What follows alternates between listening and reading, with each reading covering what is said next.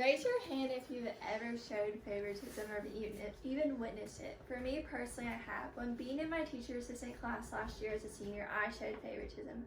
I would cling to this one child, and I would even show that some children were more special to me than others. And even the teacher said, "Quinn, who's your favorite?" Since favoritism is defined by the online website Cambridge Dictionary showing unfair treatment to someone or particular group, especially by someone of authority, I decided to tell you where favoritism can take place in my own personal experience with the word. First of all, favoritism has two sides to me. There's a side where I've shown favoritism, but there's also a side that I've noted the feeling that I was not favored. I say this because I've experienced favoritism in my lifetime. Each and every day we see favoritism, whether that be in sports, schools, and even family life. Now that I've told you where favoritism can occur, let's just stop for a minute and think about where you have experienced favoritism. Today I will explain about favoritism. I'll explain where it is seen and taken place, how it is seen in the past, and the advantages and disadvantages of the word. I personally had an experience of favoritism in the 6th grade with my 6th grade basketball coach because he showed favoritism. He said that I could play in the basketball games, but I ended up having limited playing time, and his daughter actually got to play the whole time. This is favoritism. According to a 2020 article relating to referees being biased in professional football, the article informs us about how referees base their decisions off of pressure from spectators and the reputation of an athlete. For instance, if a well-known basketball player committed a questionable foul, his actions might be disregarded because of him being so popular. In addition, favoritism is also seen in the classroom because last year as a senior, my teacher, whenever she would call my name, she would say, "Sweet Quinn," and because of this, I felt as if my classmates were jealous. With that being said, favoritism interferes with fairness and can cause jealousy and resentment. And I know probably all of us have experienced some form of favoritism in the classroom. It is very common seen each and every day. Another form is seen in the workplace. According to a 2012 article entitled "The Elephant in the Living Room, Favoritism Seen in the Workplace," the article informs us about the different types of favoritisms and the definitions of each. For example, sexual, cronyism, and nepotism. Sexual is when an employer is involved with a sexual relationship with an employee and that promotion is given to the employee instead of a qualified candidate.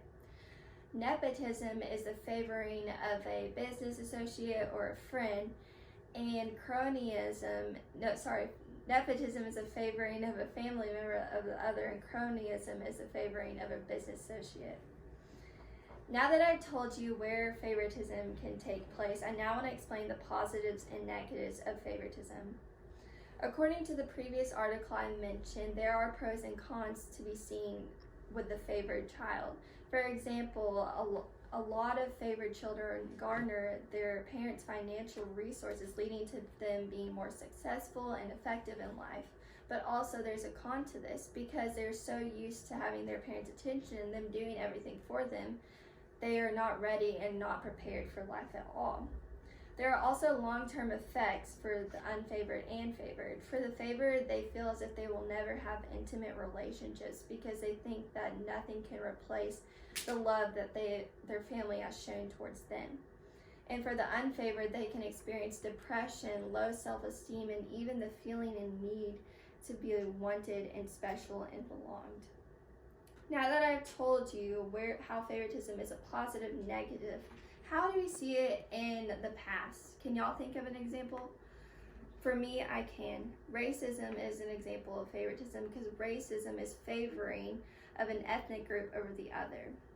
In addition, we also see this with females. According to a 2016 newspaper relating to unequal treatment shown towards females, the article informs us about how females don't get that enough equal treatment and how male dominance is seen a lot in sports, especially in the South African sports. In addition, in today's society, we see this in the U.S. with USA Soccer as females got paid less than men, even though they are actually playing the same exact sport. Now that I've told you about how favoritism is seen in history, let's review my take on the word. I've informed you about favoritism. I explained where it takes place, the advantages and disadvantages of the word, and how it is seen in the past.